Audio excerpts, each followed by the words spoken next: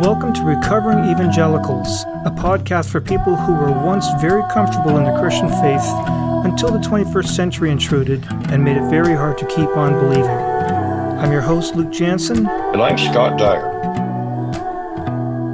In this final episode of our miniseries on human evolution, we wanted to bring in a world-class theologian to help us explore how a flexible Christian theology can and should respond to the discovery of our hominid cousins.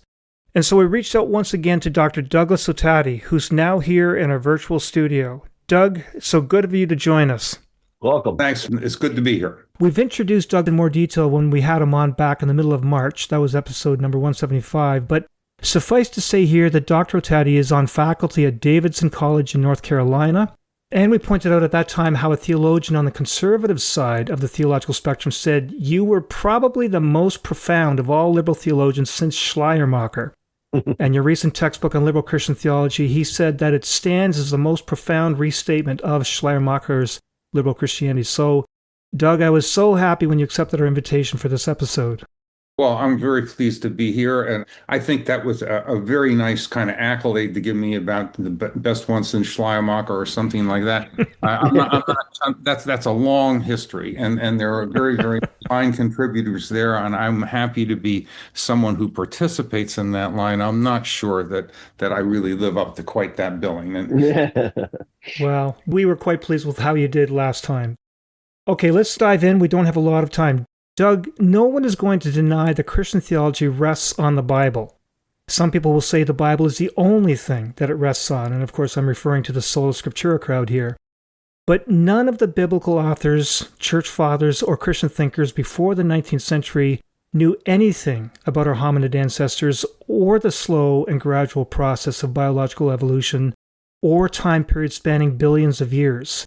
They were entirely ignorant of all those things. But we do know about those things, and it's patently obvious that many of the things they wrote for us are not compatible with those newer scientific findings. The first obvious example, the author of Genesis, writing about the origin of the universe, the animals, and of humans. The author of Psalm chapter 8, about the special place that humans hold in creation. Or of Psalm 139, about God knowing us before we were born and knitting us together in our mother's womb. The writer of the Gospel of Luke, tracing Jesus' family tree all the way back to Adam. Paul talking about the first Adam and the last Adam and sin and death entering the world through one man. I could go on, but I won't. We often talk about the two books analogy, the book of God's Word and the book of God's works, the Bible and creation, both supposedly telling the same story or complementary parts of one unified story, but Doug, they don't. Well, I mean, I think one thing that's really true about the Bible is written a long time ago by different people, and they're written within the terms of the limitations of their knowledge. I think they make use of knowledge as they have it. It's not in order to try and frame a kind of a wisdom, a kind of a view of human beings and the world in relationship to God. And that, I think, is their primary mission in some ways. So I think a lot of these texts are best read as a kind of set of symbols and a kind of wisdom for things. There are very many different texts in the Bible. Some of them really are historical texts. They may traffic in unlikely interpretations of some monarchs and things like that, but they've got them and so forth in a sequence. But I think, for instance, if you open up the book of Job, there once was a man in the land of Uz or something like that, and you start reading about the book of Job, it doesn't look to me like there's any profoundly historical claim being made for Job somewhere. No one can locate the land he's supposed to be in or anything of the sort. There are almost no indicators of a time period. I think people still think, though, and I think theologically it's defensible to say that the book of Job has truth and value and meaning and so forth. Now, one can talk about what that is, but I think basically the truth of it is that it tries to present a kind of a wisdom or a view of human possibilities and limits and raise some profound questions about what human life is like in the world. And in the book of Job, just because you're moral or something doesn't mean things will go well for you. And God is simply looking out for you in particular and so forth.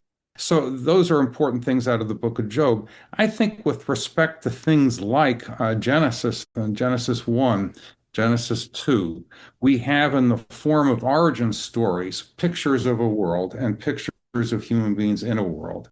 And the pictures can be revised and so forth, but I don't really think they operate in the same way as later scientific discourse does about those things. So I think Adam is there pretty much without prejudice to what sorts of evolutionary ancestors there may be before Adam and so forth. I don't think they have any idea of that, of course, nor are they particularly interested. I think what they are interested in doing is saying that human beings have a place in the world, they have some capacities, they have some limits, and they have some tendencies. And those tendencies have to do with their capacities, but also their persistent tendency to overreach and to center things on themselves, which extends all the way then from Genesis chapter 2 up to Genesis chapter 11 in the Tower of Babel.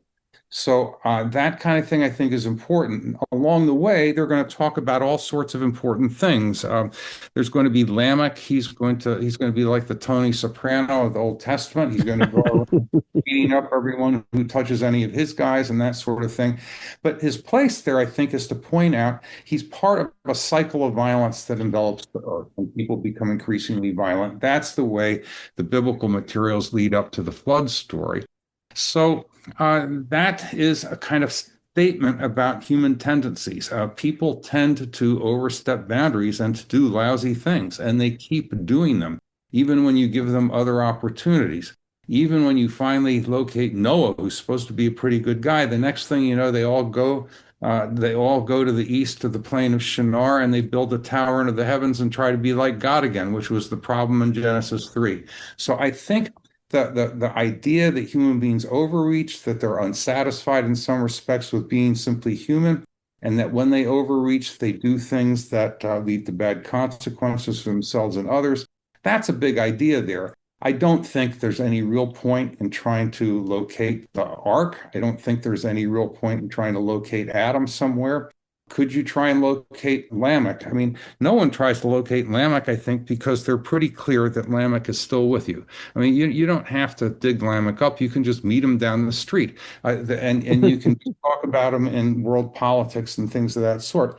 So I think that the way these things are read, these early chapters of Genesis are read, there's a sort of big mistake in there somewhere to try and read them as if they are a competing scientific explanation. Do they need to be revised in light of notions that certain ideas need to be revised in light of plural hominid species, things like that? I mean, I think that's a discussion worth having. So a lot of Christians, you said just a few minutes ago, there's no point in trying to identify a particular Adam.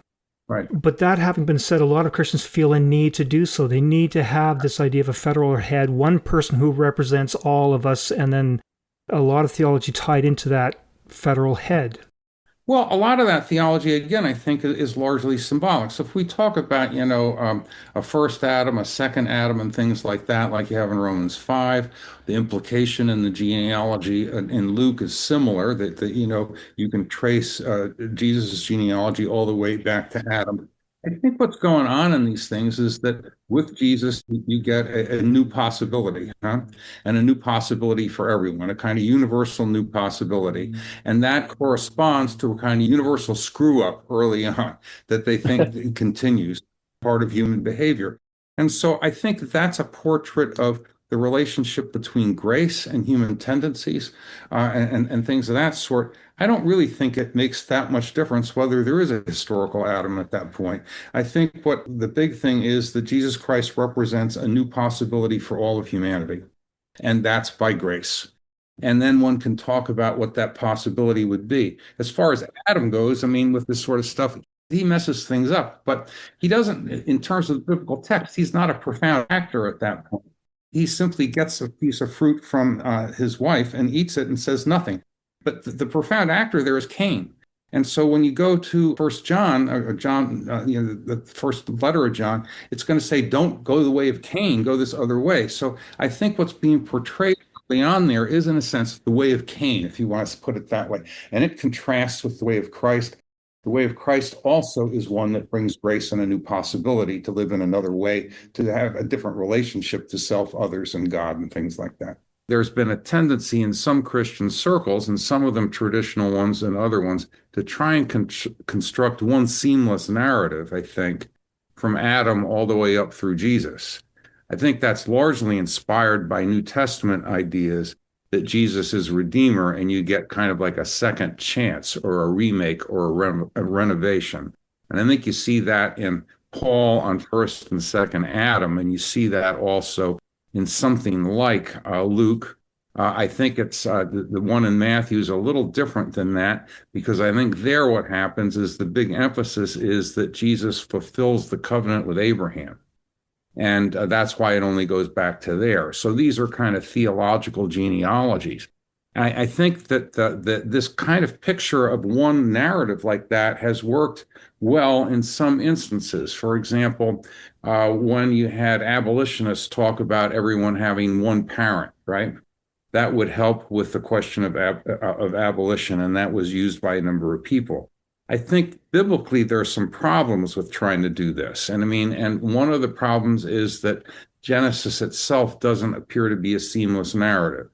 So you get something like Genesis 1, and you've got male and female, God created them in a history of a series of creations of different creatures. It's not even clear to me, though I suppose it's possible to argue that there are only two of them created at that point. We've had stuff about cattle are created on the same day, and I don't think it's claiming only two. It's telling you different kinds. So there, I think we're talking kinds in Genesis 1, which is kind of, old-timey speak for species, right? I mean, it has some of the same markings. They can reproduce in their own kind, stuff like that. But so you've got that, and then that gets spliced together with Genesis 2, where Adam is the human being, and then you have a story of Adam and Eve, too, and then having children. What you get in that story that also makes it a little difficult is they have their first two kids, and then one of them kills the other one. And I think, as I mentioned one time before, the one who killed the other one, Cain, gets upset with the punishment of wandering because he thinks other people can kill him. But we have no indication in the text so far that there are any other people other than Adam and Eve, right? And he's killed off the fourth. It does go on to say, in later chapters there, I think Genesis 4, that Adam has some more kids. He has Seth when he's like 130 or something, and then he has more of them for the next 800 years, and then he dies. So he's had a long life and apparently a pretty prolific one, or something over centuries.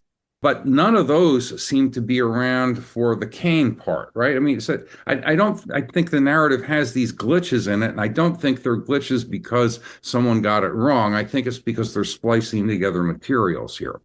Then you've got some things about having some other kids and Seth having kids and stuff. And the people, this is the ancestor of people who play the lyre, the ancestor of people who do this and do that. So we're getting ancestries for different sorts of groups, ancient groups there. And those things are as may be there. And then you go further and you've got the stuff about the sons of God and the daughters of men having the Nephilim, the great warriors of renown. And that really is showing a kind of intensification of violence all the way through. God is now dissatisfied with human creatures, and so you get a flood. Now, the flood also doesn't work continuously, and it has different aspects to it. I think, again, in part because you've got a very ancient story spliced into this narrative here to try and make points that are important theologically.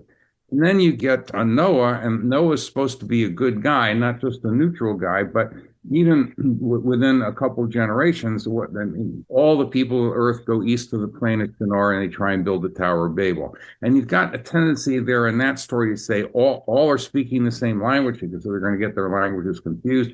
And then all are going to the east of the plain of Shinar. I mean, the chances of there ever being a time when all people spoke the same language, I think, are very slender. And it doesn't seem very plausible, but it does work with God's deterrent strategy in that particular story to keep people from cooperating to try and get to the heavens to be like divine beings, which was the primary dissatisfaction in Genesis 3. So now the narrative has put together a kind of overall perspective on human beings, even if it's not a seamless narrative.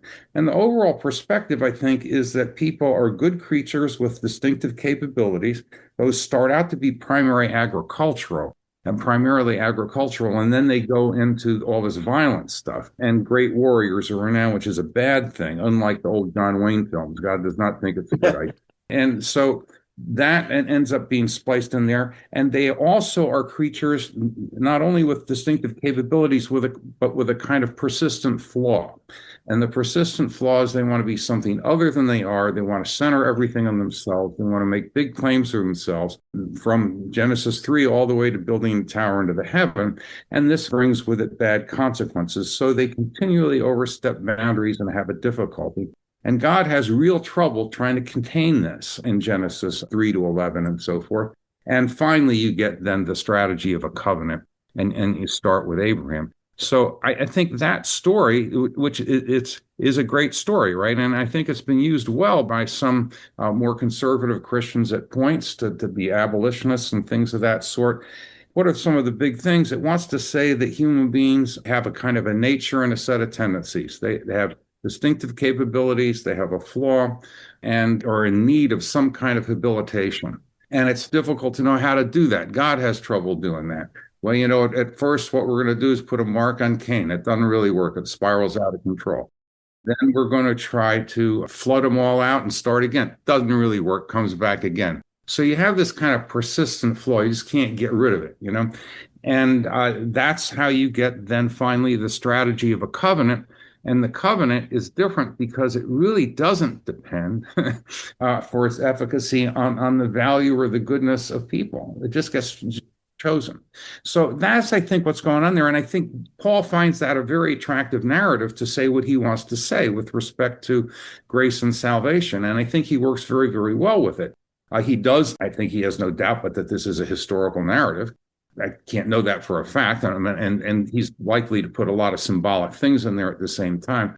But then there are other people who say different things later on, and that continues to be used that way. I think the big question of truth in that narrative is the question of whether or not this wisdom or this portrait of people being like this is truthful and whether it's insightful. And I think that's the theological question of truth and meaning in this, more so than simply trying to say that the narrative itself is a history. Now, where I was going with that question was that the story as is given, the details of the story don't match up with what we now have, the facts that we can get from science, from sociology, from archaeology. So that idea that the book of God's word and the book of God's works are not adding up, even though they're supposed to. Right. And can I cut in for a second, Luke, on that note? Sure. When you say that, I would just qualify that by saying they don't work in a concordist way, but they could work in a theological sense. I think that's maybe what Doug is saying, that in other words, the book of nature and the book of the Bible, there's no concord scientifically and even historically, but that doesn't mean the Bible isn't saying things about life and about who we are and all that. They're on that level. They could be very much in sync. Okay. I got that from Doug's response. I was going to suggest that we can take those stories in the same way we take Aesop's fables. We don't take them literally, but they have a truth that we can pull out of them. I get that. But then, Doug, you went on to talk about Paul and how he used that to extract some truths. But my pushback is this, where Paul builds a whole theology that's rooted in an Adam and sin and death coming into the world through one person. And that whole theology. Yeah, I mean, I think that whole theology, he wants to go one and one. He wants to say Adam and Christ, right? So you've got the first human being, which for him is, and for all of these people, is peculiar because all of human nature is concentrated in the same one person, right? And then you get Jesus, who's a kind of a do-over. I mean, a renovation, a second chance. And that's the parallel he wants to make. I think when he gets going in Romans 5 there and some of those other things, it turns out that finally the grace that comes in Jesus Christ outstrips the stuff in Adam. And at points he tends toward a kind of universalism. All fall in Adam. All are redeemed in Christ, etc., like that, which is, I think, his exuberance tends in that direction, right? So I think, if you want to look at the original universalist, you look at Paul and some of these remarks on some of this stuff. And then I think he also, at his school and others, Colossians and others, want to talk about a firstborn of all creation in whom all things hold together and all things are redeemed. So they're moving toward this cosmic template, and they like that, I think. And Paul likes that, I think, about his understanding of those early chapters of Genesis. The early chapters of Genesis, I think, if you got a modern biblical critic on them, they tell you that really what's going on here in part is it's going to situate the story of Israel and redemption within the context of all creation, is what they're trying to do there, and not simply start with the story of Israel, which some of the older material would have done.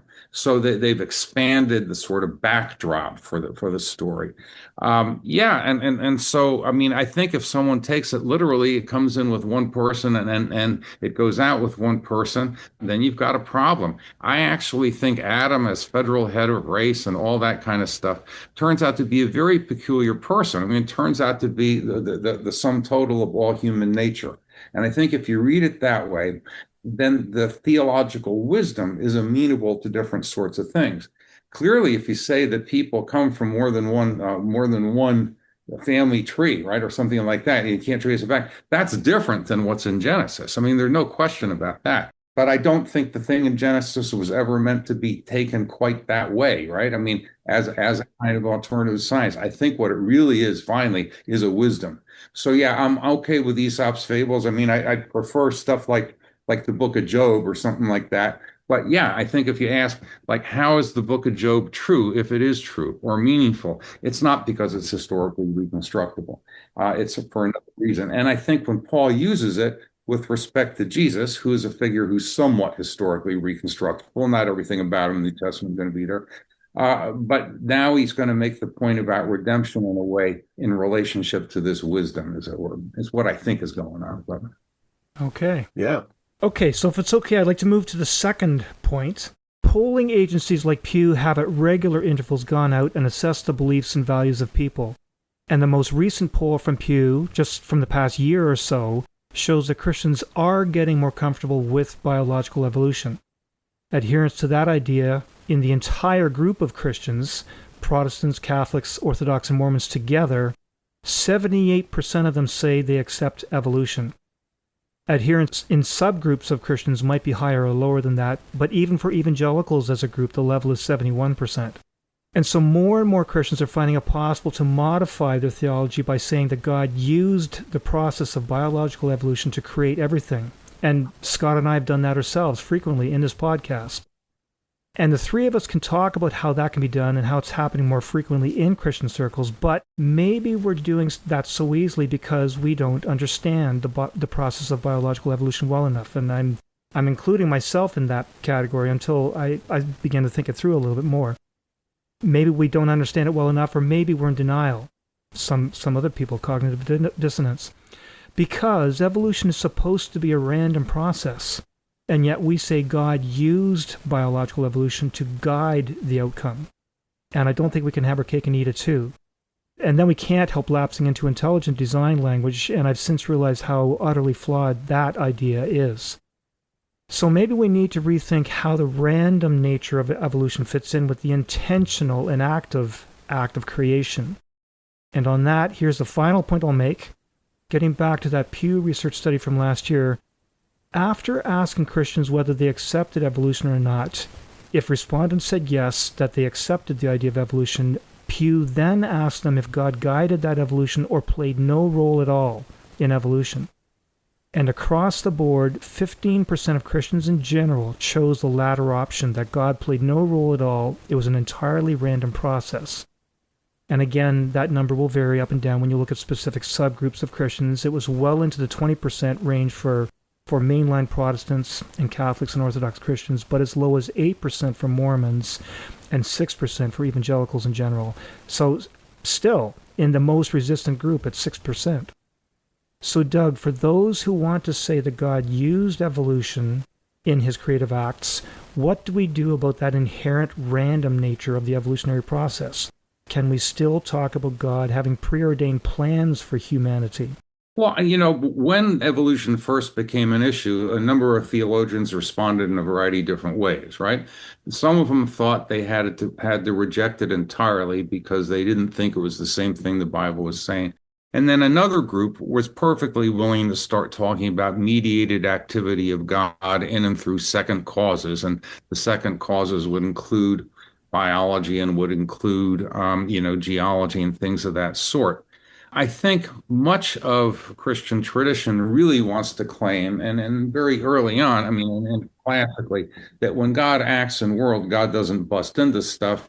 God acts in and through things. So that's basically true in Calvin. He does give God a metaphysical blank check at one point in instances, but he never returns to the thing that's simply without intermediaries, really. He's got one example of that. The one example of acting without intermediaries is that plants grow without a sun before the sun is made in Genesis. You'll be happy to know Hmm. that's the only one he's got. Every other time he talks about to God, it's mediated. So I think that's a pretty long-standing thing. Now, if you were going to talk about how God's activities mediated in world, you still have a bunch of options out there that are run. One of the biblical ones would be to work like the Joseph stories, and I think a lot of the podcast listeners would be familiar with those. But one of the fun things about the Joseph stories is nowhere in there does it talk about explicit acts of God. It's just the end just says, well, they meant it for evil, God meant it for good, here we go. So the idea is that God is acting in and through there, hasn't told you how at all, I think, but the claim is there. I think that Christianity does have something at stake in God being both involved in world and distinct from world, right? I mean, both things being said. So you don't want to identify God's purposes only with mundane reads of what's going on.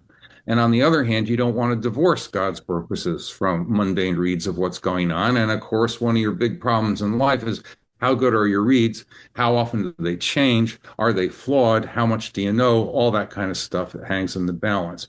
Go back to some of these characters on evolution and theology. I think what some of them wanted to claim was that evolution works toward increasing complexity, they would say. And there's still a number of people who do that. They're located mostly around Berkeley and California and so forth, and talk about. I've got some of the stuff over here. They want. I'll just pull out one of these books. Uh, they talk they want to talk about emergence, right? So there's a bunch of them that do that. And it's complicated and tolerably sophisticated things.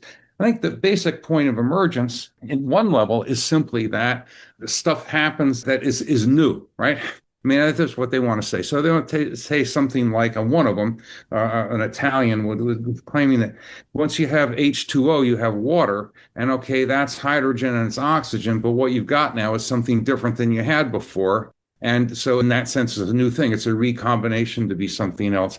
I think they then want to claim that this sort of thing happens in world process and so forth, and that it goes toward increasing complexity. When they claim that, there are all sorts of classic difficulties with it, right? I mean, and I think you've got some additional ones to add with respect to the different hominid groups and et cetera, and who comes through on all. Is it necessarily the more complex ones that come through? Or is it just the ones who kill everybody? I mean, there are lot of possibilities here. But one of the problems is, and you see it in Teilhard, in some respects, it's a virtue in Teilhard, but sometimes people would say, well, Teilhard, I'm thinking everything goes toward omega point and all that. It's way too happy a kind of picture, right? And maybe it points the way Teilhard writes, it does seem too happy a picture with things going that way. And then you get Flannery O'Connor, this Southern writer, Catholic, writing everything that rises must converge. And what happens is when the things converge into this other thing, you got to lop off stuff. Things die. Things don't make it in the evolutionary process. And she's got a haunting little short story about the guy Julian and his mother who just doesn't make it when he get off the bus.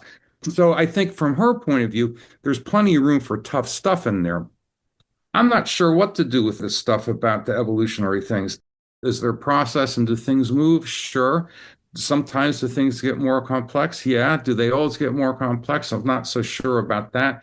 I'm also a little unsure of what's meant by random in all this. I mean, what I think you can do is you can talk about orderings in human experience in a world.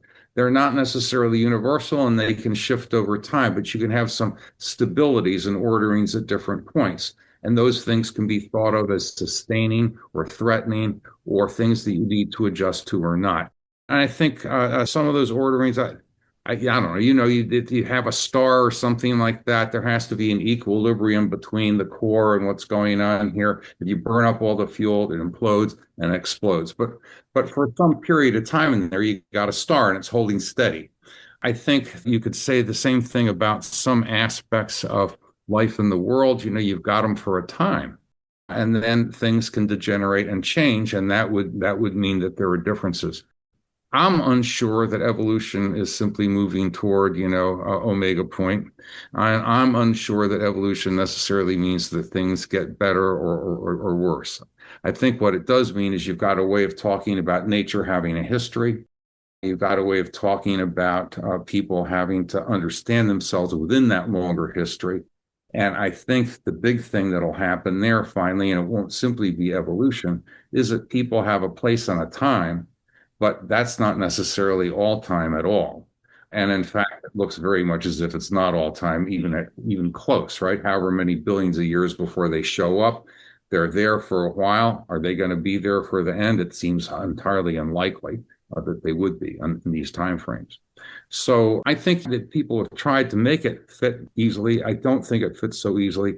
The idea that the world changes, the idea that there have to be adjustments, the idea that species might come and go, the idea that you can have stabilities for a time, they can be sustaining, they can be threatening, you need to adjust to them.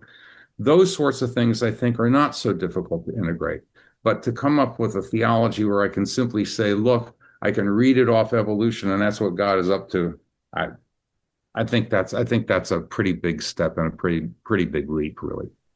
How much do you think freedom plays into the whole thing? In other words, if creation is to actually be free in the sense of that God desires to bring about a creation that he will be able to love and even in some sense incorporate into himself as per the panentheists and so on. But the point being that has to be free. So if he guides it, if he stacks the deck, this is where randomness comes in. To me, if he stacks the deck, then that's not true freedom in a sense. So I wonder what do you think of that kind of notion? Yeah, I mean, I think what you don't want to do for a variety of reasons in Christian theology land is simply claim that God is the only agent in town, and which I think is something some Calvinists have been in danger of saying once in a while with notions of predestination and foreordination and so forth. Not my tradition, but I would say some Muslims in danger of saying and so forth. I think that there are a number of difficulties with that. So you end up with a theology that's unable to take into account plurality and movement and creativity in a world. And I think that is a big mistake. So when people start talking about emergence like this, that's part of what they're trying to talk about. They're trying to talk about how you can have movement and creativity in a world, and it's not simply determined entirely how outcomes go. Now, it's not clear to me that you have to claim theologically that anything goes, right? And that it could go wildly in all sorts of different directions. But I think it would be pretty much an open mistake to claim that because you have a divine agent, no other agency or creativity is real. That ends up being a problem.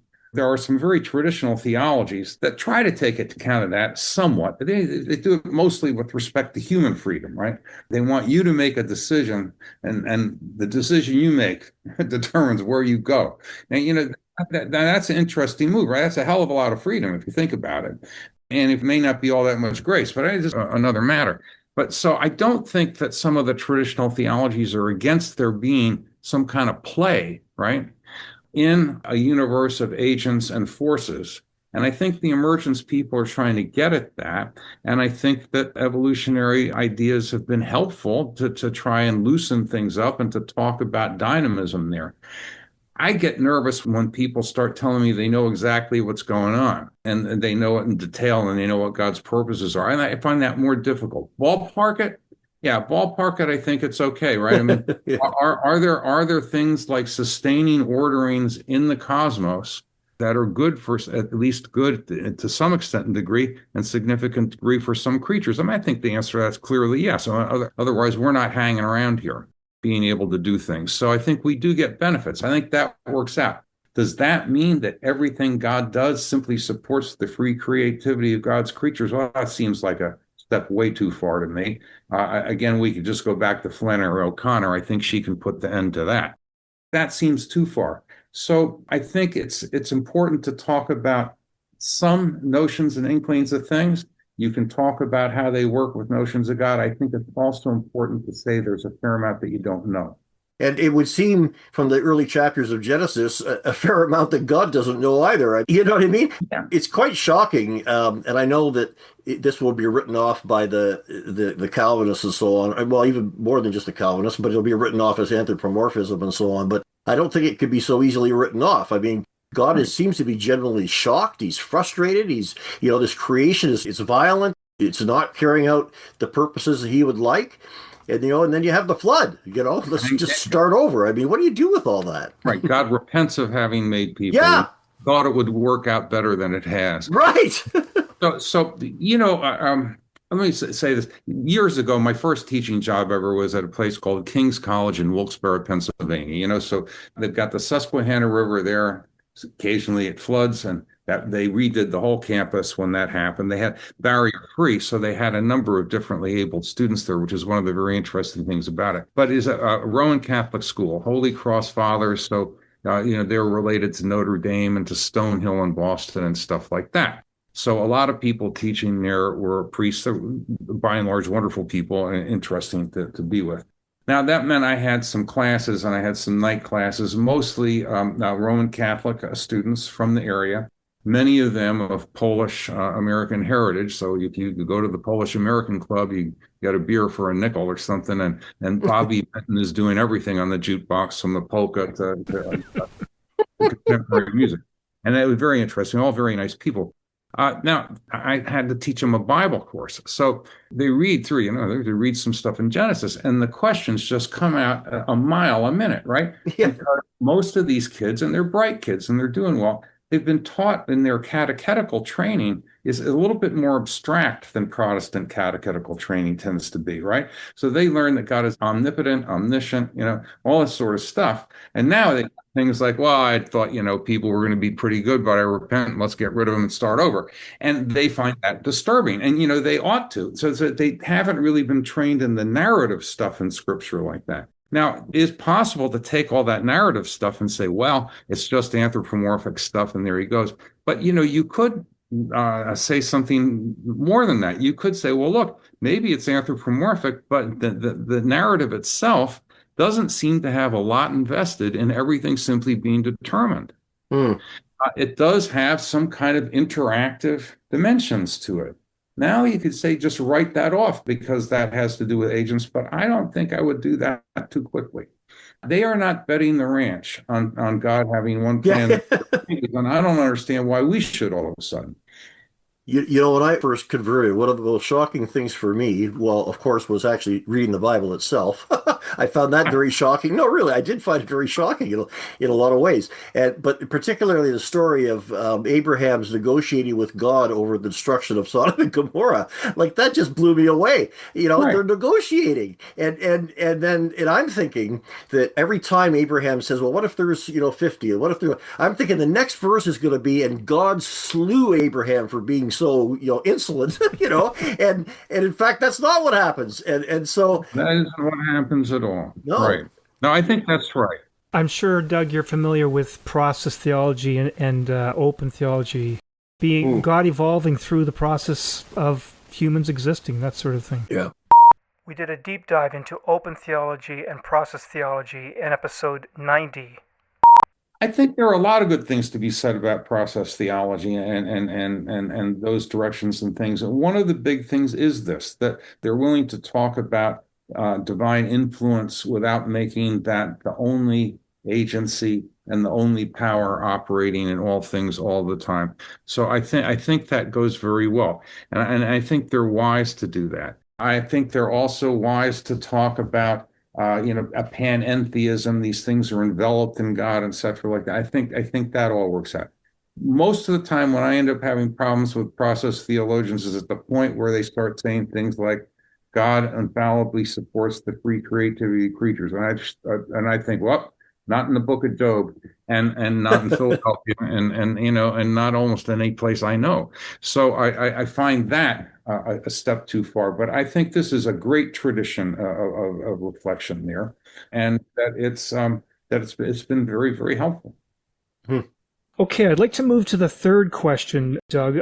In the very first episode of this miniseries, when Scott and I were just talking and laying down the foundation of what we were going to do, I complained a lot about how human-centric Christian theology is. And so one of the things I wanted to do with you, Doug, is to contrast the traditional Christian view, which places enormous emphasis on Homo sapiens, and some people even narrow it down to very specific individuals. They'll mention Adam or Abraham or David.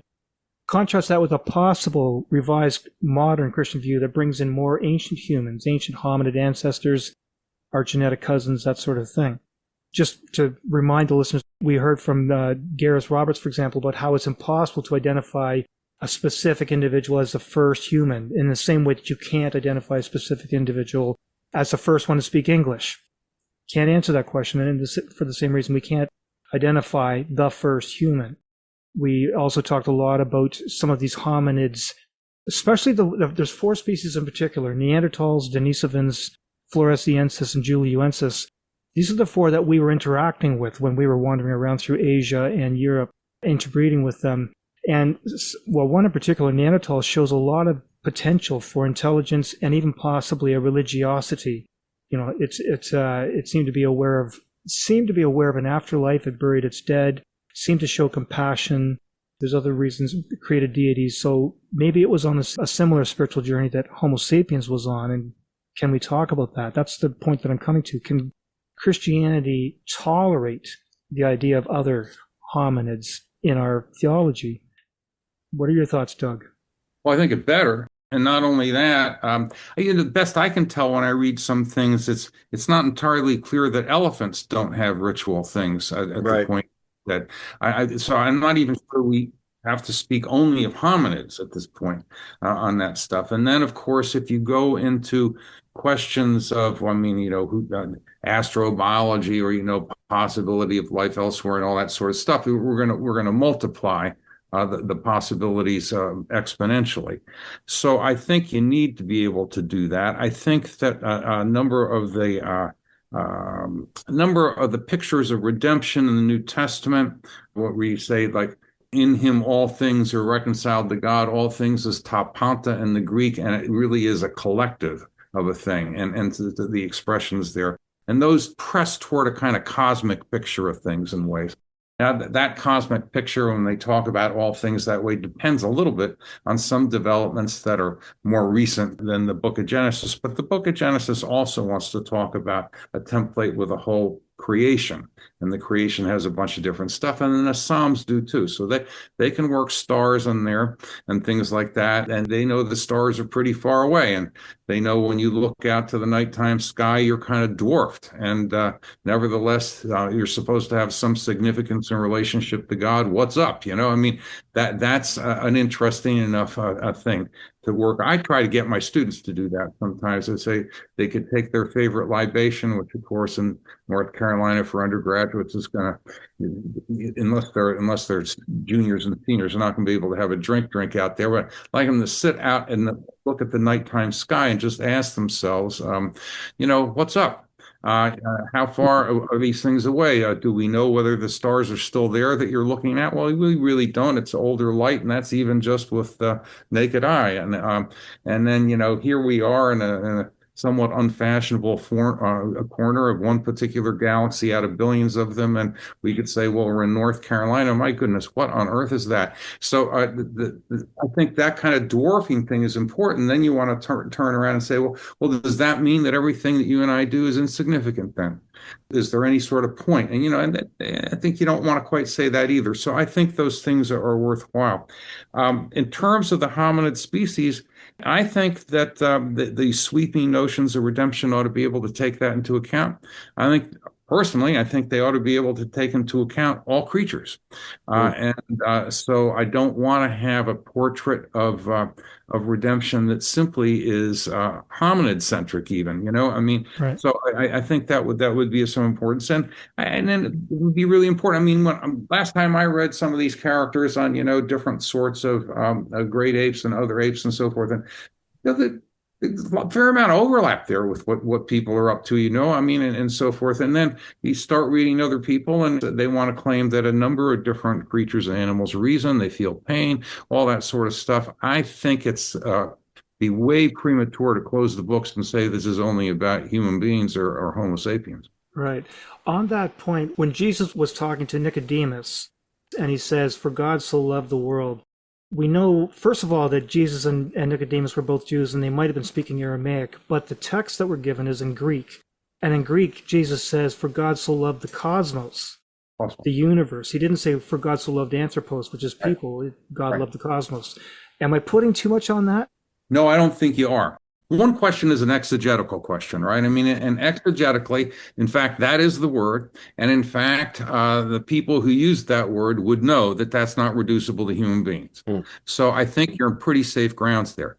Now, I think sometimes it's possible to do something that has an exegetical foothold that is even maybe more profound theologically than sometimes the exegesis reveals. And so I think here you got something. I mean, I think these are universalist sort of passages. I think they are talking about a whole cosmos. I think one of the things that's true theologically, biblically, and in this tradition is that one of the reasons the tradition is able to speak in terms of the cosmos is because it thinks the cosmos has one creator. And so the theology is what authorizes this big panoramic view of all this stuff. If they didn't think there was one creator for the whole shebang, they wouldn't really be thinking in terms of the whole shebang. They'd be thinking in terms of a mountain. They'd be thinking in terms of a river. They've been thinking, but they can't. They have to keep pressing and expanding because they got this notion of God that is outrunning their supply lines. And the way that happens historically is really interesting because, the stuff we've been talking about in Genesis, it gets front loaded into the Bible, but most of that material is more recent than some of the material that you see in Exodus, right? So his horse and his rider he threw into the sea, Song of Miriam, Song of Moses, probably Miriam's song stolen by Moses, who knows? Anyway, but so that's older. But what's going on there is that God is a matter of liberation from Egypt, and that's very important stuff, right? But what's going to happen is eventually that God that they first talk about as Yahweh, which is the God of our people, is going to be identified with, boom, the creator of the whole shebang. And that move is a really interesting move. It's going to mean that when you get to Amos, for instance, Amos is going to be able to say in chapter 9, God is going to say through Amos, "Are you not like the Ethiopians to me? I brought them up here and I brought these other people from there," and everything. So Exodus is all over the place because now you're talking about a God who is the God of the whole shebang. That's the technical term I'd like to use there. And that I think is real in the New Testament texts. And then the effort is to relate redemption in Christ to all of that. And there are a number of different ways to do it. And I think when you do that, let's just wildly speculate here. I mean, this sound a little nuts to some of your listeners, probably. Let's just suppose that there are a bunch of elephants that have rituals, and they have a little bit of something that might even count as a religion or something going for them. Do they have to have the same one we've got? No, but you would like to have the one that you got would at least be able to include the possibility that elephants have that, right? And I think that's fine. And whether or not the elephants have it worked out that way, I'm going to have to leave it to the elephants. But I think that kind of thing makes perfect sense. So the New Testament texts, I think, are pushing an envelope to try and do that. They're using a number of terms to do it, and I think they do it with some success. Now, they don't always do it with complete success. If you go to the end of the book of Revelation, in some respects, you've got great success on this, right? All the peoples of the earth there, they've all been defeated. All the kings have been having all been killed. They've been eaten by birds of prey, and then birds of prey have crapped them out somewhere and everything. And then boom, they show up in the New Jerusalem with, bringing their glory into the New Jerusalem and stuff, and they're there. Now, I take this to be a kind of mythological and poetic portrait of transformation, right? There is judgment, but there is redemption, and you don't simply eliminate even the kings of the earth, who turn out to be earlier on in the book of Revelation, complete creepazoids. So this works out a certain way. Now, that's great. And then I think the other thing that's great is it is social, right? So you don't simply get a picture of, a human soul on its lonesome in relation to God and not in relation to anyone else. How could that be the culmination of a religion that tells you you're supposed to love God and neighbor? Just you and God on your branch? I mean, that sounds really bad. And like it's going to subvert all of ethics. There needs to be some kind of set of interrelations. But on the other hand, it is a city that's kind of like a city, but isn't kind of like a city. And where are the elephants, right? So I mean, it doesn't have that sort of stuff in it. I don't think it's opposed to necessarily that sort of thing. And you've got other metaphors in Isaiah and elsewhere that are friendlier toward other sorts of things than in the Psalms.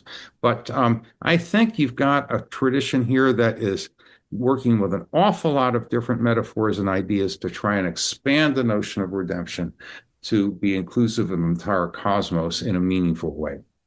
The sociologist Jacques Ellul, he has this idea, and I think it's kind of fascinating, that the reason that Revelation, that John is so concerned about the city, is because biblically the city is the godless place, Sodom, Gomorrah, because the city is created by man, and therefore it's full of violence and so on. And one of the major points of Revelation is that God is going to redeem that. He's going to bring the city in to redemption. Everything will be redeemed is the big message. God will be all in all, right? And I think that's a good read from Ellul. I mean, I think the one thing, I'm sure he's got some things to say about it, you got to have to make your peace with Jerusalem having been a city all along, right? I mean, well, that's true. and God being there and so forth. I think the city ends up getting, it gets a lot of different press theologically and biblically, right? It's everything from Babel to Jerusalem and the New Jerusalem. And yeah, right. It's kind of interesting that it has that sort of valence and that kind of flexibility to it as an idea. I actually think that accords with the idea: good creatures, distinctively capable, etc., terribly flawed, persistently flawed, redeemable. Now let's talk city. What we got. It's got to include all those things, right? Right. Yeah. And I think go ahead. When you're in a great city, you see it all too. Right. Right. Yeah. In one sense, Revelation kind of is almost like a redemption or something of Babel, in the sense that, guess what? Mankind can kind of speak one language, but not the way they wanted to do it in Babel, right? Yeah, I think that's right. I think the beginning of the book of Acts, which is really a miracle of communication rather than speaking in tongues. They're all speaking their own languages, but they understand each other, which is, that's to reverse the Babel stuff. How do they really understand each other? I take it that somehow, if they're one in the spirit and all paying attention to Christ, they understand each other, even though they don't speak the same language. Now, that's a really interesting thing, and it's a hope. Yeah. I don't think it always works out, but yeah. Right. Okay, so you both have made references to the New Jerusalem and end times, essentially, and that was where I wanted to go in the next question that I have for you. I want to contrast two different views of, let's call it the end times, of the New Jerusalem, and really what I'm getting at is two different views on the human condition. I complained again in the very first episode how Christian theology seems to be too human-centered. So let me put on the table what I'm getting at. Traditional Christianity has held the view that the past and the present are about humans having made a mess of things, rebelling against God, accruing an incredible debt against them, and that our future involves the universe coming to an end. There's some kind of a judgment scenario. Hell is somewhere in that judgment scene. But there's also the image of Christ having paid the price of our sin. And so now some of us, or possibly all of us, can walk through the pearly gates. And what we then find is a new heaven, a new Jerusalem, a new kingdom on a new earth. And I emphasized in the first episode how this just all sounds so human-centered. But now the other view. Some of us, including myself, see a very different picture of life evolving on Earth, producing humans who climb up the metaphorical ladder in the biological and cognitive sense, but also spiritually and morally and ethically. And we've been for hundreds of years, hundreds of thousands of years, trying to find a God and a higher morality, not to run away and rebel from God, but to find God. We heard in our episode last week with Michael Shermer how we've made tremendous progress in our morality since the days of the Roman Empire, and certainly the Enlightenment had something to do with that upward climb, but so did Christianity. And I've said it before, and I'll say it again, if we all started asking what would Jesus do in any given situation, and then acted on that correspondingly, we could see a new world, a heaven on earth. And will continue to evolve into something even greater towards the ideal that God represents. And maybe other species will continue to evolve and join us with us in that new world, and who knows, other life forms in other parts of the universe too. So can that not also be called a thoroughly Christian theology? It's very different from the traditional view. Well, let me say, I think there's always been more than one view of how these things operate, right? So the one that you laid out where people are fallen and then Christ pays the debt, right? And that works out. That's essentially Anselm out of Cur Deus Homo. It's a great treatise. I think part of what's going on in that treatise is that, you see, you understand that for Anselm, he thinks it's a gimme that people are sinners. What he's trying to figure out is why you have to have a savior who's both divine and human. And the answer is only that savior can pull this off, right? Only human beings need to pay the debt, and only God can pay the debt. Now, and can hang in there. Now, the very interesting thing about all this in Anselm that I think sometimes gets lost is they get the idea that, okay, well, then God is vengeful and it needs to be appeased and all that. But remember, for Anselm, he's a complete Trinitarian. I mean, you're not going so Jesus there doing this is in fact divine. It's not just a guy getting it in the neck here. And so what happens now is that it's all set up like a Latin legal metaphor, right? You have offended the infinite honor of God and you can't somehow pay it back and you got a difficulty. So what happens is you go in there and it turns out that the offended party, him or herself, makes the reparation. And it has nothing to do with Latin justice anymore. It's broken the bounds of Latin justice there to try and express a kind of a grace, right? So the idea then is that somehow this is made available in Christ, and then sometimes it can get portrayed very mechanistically, as if, Jesus is going to pay this debt and you're off the hook. The good news about that, I think, is that it's not really claiming that you necessarily have to be so wonderful in order to be saved, which is probably very good news for, I would think, everybody. But so that, I think, is a real strength of that kind of atonement theory. But atonement theory has never been completely nailed down in one version as a doctrine. And there have been earlier ones than Anselm. Anselm, remember, he's medieval, he's European, he thinks that sin is the big problem, and he's going to somehow show you the triumph of grace in that. Now, if you go to some of these early Alexandrian theologians, what they think is that the whole deal is that human nature is finite and it's difficult and it's undependable and it's got problems and blah, blah, blah. So what it needs to be lifted and made something more, that it's going to be divinized. This is the word that they'll use. And that's going to happen with the incarnation. When the two natures are fused, that is, in fact, the salvific event. There's a great thing there about people being lifted up and made something more than they are, right? And something different there. The other thing that's a little difficult there is that then basically the whole work of redemption is over with the birth, right? I mean, there's a little bit of a problem there. But so there are different sorts of notions of atonement here.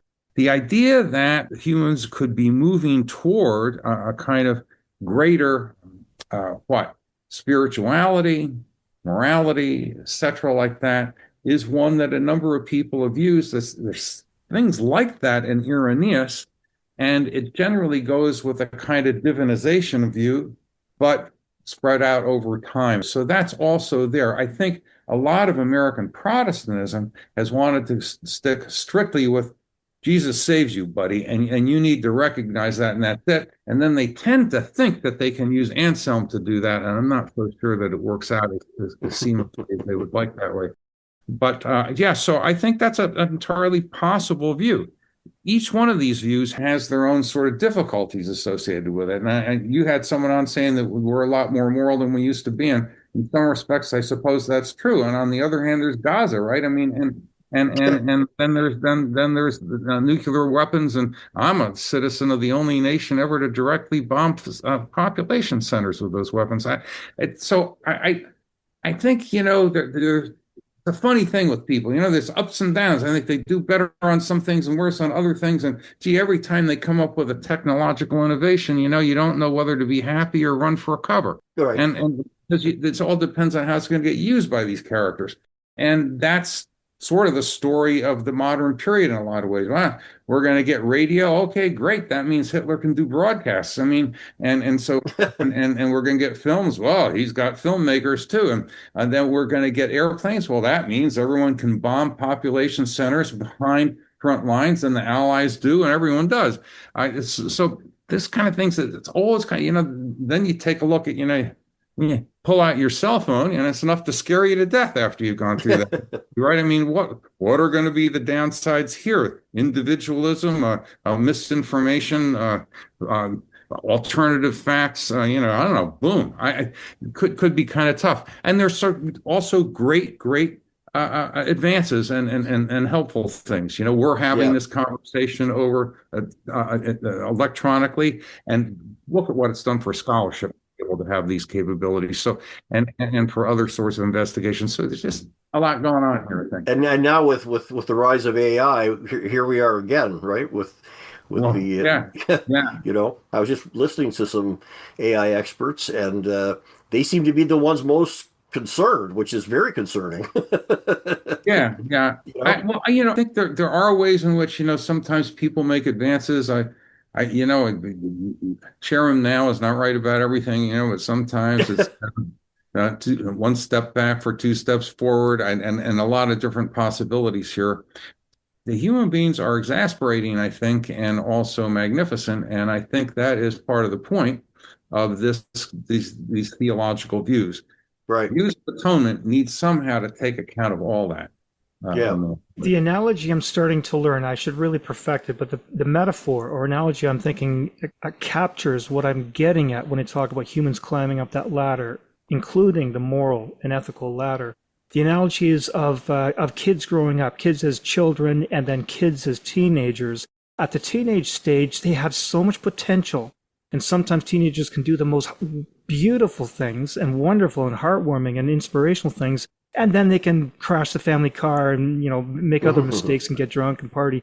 So they have the potential, so much potential, and they're constantly taking one step forward and two steps back. And they have to get through that teenage stage to become full adults who have got the experience and maturity and experience to be productive members of society. And so that's what I'm seeing humanity. Right now we are in the teenage stage. Well, it's a classic metaphor, right? To say that human beings, you talk about the history of humanity as the kind of one person's life going through, right? So enlightenment is humanity come of age.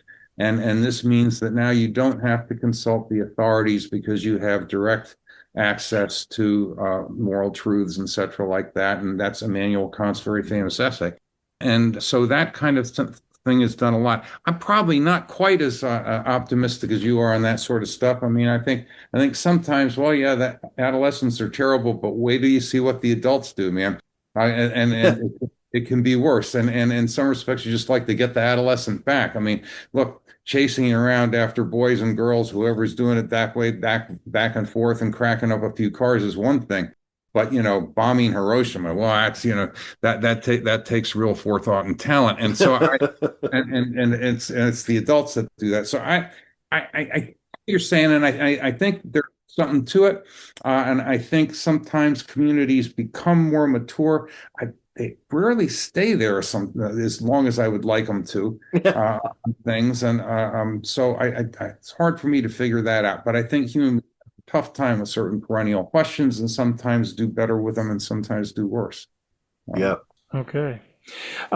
We have a little bit more time. Let's squeeze in the fifth question that I have for you. This is getting at the concept of the imago Dei, the image of God, that we're created in God's image. And this is often the first thing that when people talk about evolution, about humans and hominids and whatever, image of God is one of the first things they talk about. I think it's too easy, but we've covered some pretty hard ones, and now we need to address the lower hanging fruit, if I may put it that way. So, Doug, you would know there's two basic schools of thought on the imago Dei. There's the Greek philosophical understanding. It has something to do with cognitive abilities, things like intelligence and creativity and free will, whatever. There's also the Hebrew theological understanding that has to do with the fact that we're representatives of the divine, we're ambassadors or emissaries. So maybe you could elaborate a bit on those two ideas. And then more importantly, let's talk about whether those two ideas need to be revised in light of these discoveries of hominids, which are not human, but yet the imago Dei is often defined in human terms. Well, I mean, one thing you want to say always, I think, with the imago Dei is that it's a slender exegetical thread. It goes by pretty quickly in Genesis 1. It's not really elaborated very much. And we don't have systemic elaborations of what it is scripturally and so forth. So it's a tough one. I think one thing that happens in the Genesis text is being made in the image of God is closely associated with having, quote, dominion over things and creatures. I don't think it's simply equivalent of that, but some people have sometimes equated it with that.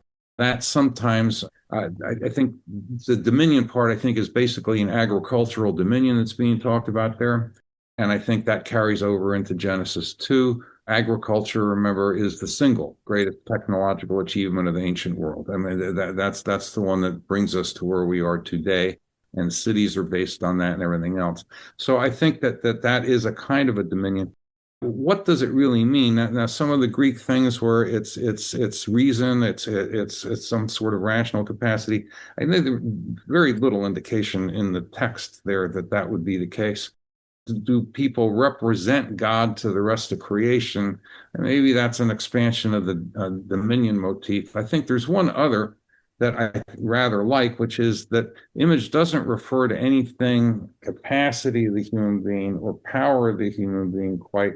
It simply means that human beings are created to be able to reflect the divine, praise God, and creation does that. And that, I think, can cover a lot of ground. I think it needs to be kept pretty approximate.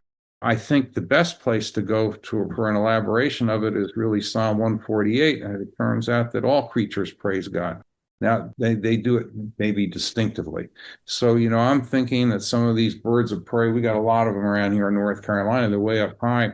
They're very impressive. Their eyesight is apparently really distinctive and so forth, and they can fly high, and those are all very distinctive abilities. And how do they praise God, right? I mean, how does a person praise God? How does a flower, or how does a tree? I think all those things would be there. So I think that the idea then is that people can praise God and reflect God's glory, right? And I think that's important. They do so in distinctive ways. And if you go through with Psalm 148, eventually they will be able to have actual worship services. As far as that psalm is concerned, the rest of creation is not doing that. They've left out the elements, perhaps, but I mean, they've got that there. So I would prefer to say something along those lines. I think it means that people are impressive and important. I don't think it means they're completely different than everything else. I think they do things distinctively. The notion of soul, as you know, I mean, is a long-standing one in the West and Western traditions. And what usually gets packed in there is reason and will and emotion. And a bunch of things get packed into soul. And that's kind of interesting as they do. Sometimes those are called, you want to call them capacities or something. You want to be careful not to separate them off so much, I think, depending on which thinker you're looking at, separate reason from emotion and things like that. But so the idea then is those are the basic capacities of an agent and a human agent and the way they operate. And so the soul is one of the things you elaborate on to try and talk about what those capacities are. People can reason, but they also, when they act on the basis of emotion and heart, and they also have will. And one question is how those things are related. Right? And you've got certain portraits where it's just reason is the charioteer directing everything. And if you just really think hard about stuff, you'll be okay. You've got some other things, where people are going to say, well, you should just do what you feel. I was part of a whole generation that tried that. I don't think it worked that well. But in any case, you got that. And then you can have like a Nike commercial, just do it, be disciplined, But, discipline can go a lot of different directions too. I think the interesting stuff there on soul is how those things interact and interrelate. And so practical reasoning, I think, is always reasoning in the service of convictions and devotions and commitments. It's not the same thing as theoretical reasoning. And so practical reasoning has to have some sort of notion of what the good is, and it doesn't itself construct it. So it's in the service of it and that kind of stuff. But yeah, I think the soul is important. You want to talk about capacities of agency there. And one of the difficulties you start talking about other creatures is to what extent and degree are other creatures also agential, right? Right. I was going to point that out. So, for example, I mean, some people say that only humans had souls. And of course, they're only thinking about whether their cat and dog have souls or not, or whether fish have souls. But then I'm also wondering if we should be thinking, did Neanderthals have a soul? Because as I've already said a few times, they apparently showed compassion. There's evidence that they took care of wounded Neanderthals. There's evidence that they possibly buried their dead with the idea of an anticipation of an afterlife. There's some suggestions that they created deities, that they created carvings and what have you. So this idea of that they were looking to something beyond the present, the here and now, and whether Neanderthals had souls. Do chimpanzees have souls? I'm pretty convinced by Franz de Waal and some of these other evolutionary anthropologists that a number of other members of other species have qualities that are analogous to being a moral agent, and some of them may flat out be that, And he talks about chimps and he talks about others and etc. like that. They also have some of the same difficulties that human beings have in different ways with out groups and all that sort of thing. So yeah, I don't see any reason to limit moral agency to humans.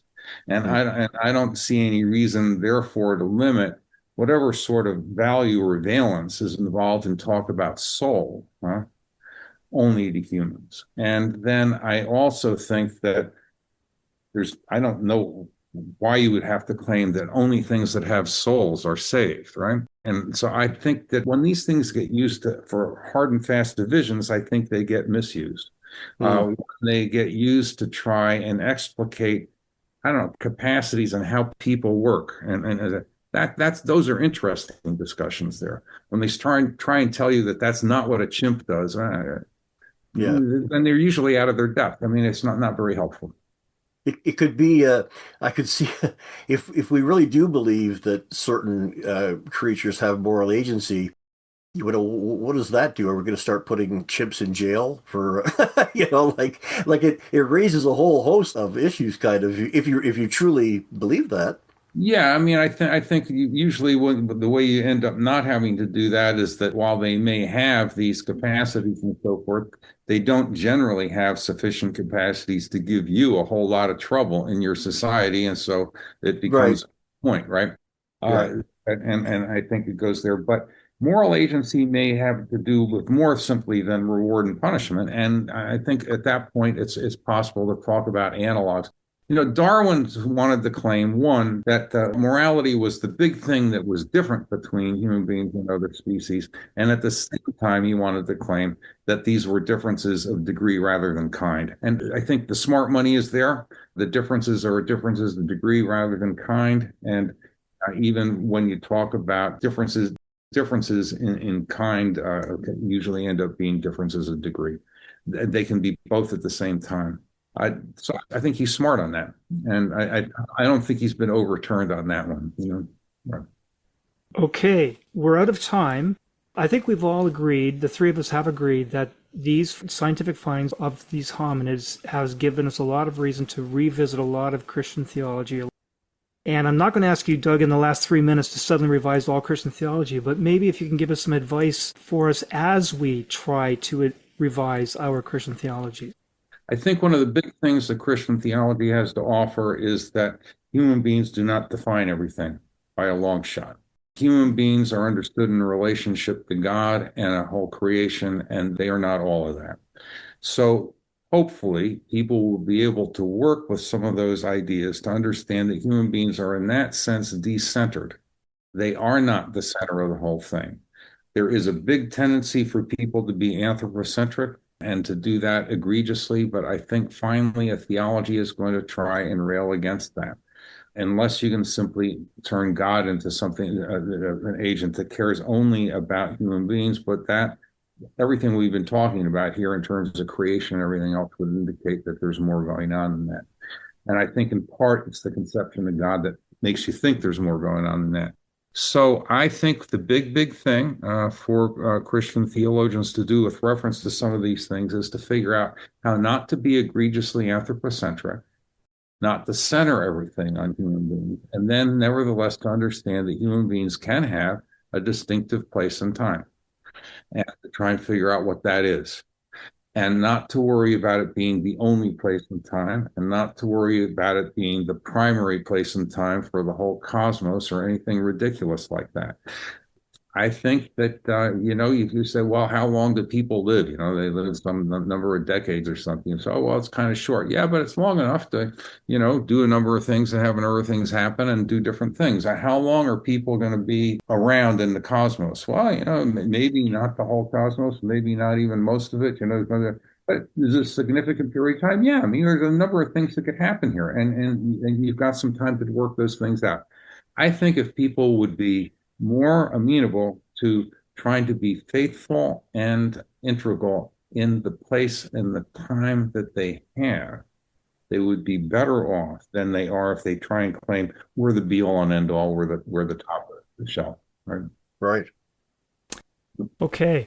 You've been responding to our questions. Maybe there's something that you thought is relevant to this topic that you haven't had a chance to say. Anything like that, Doug?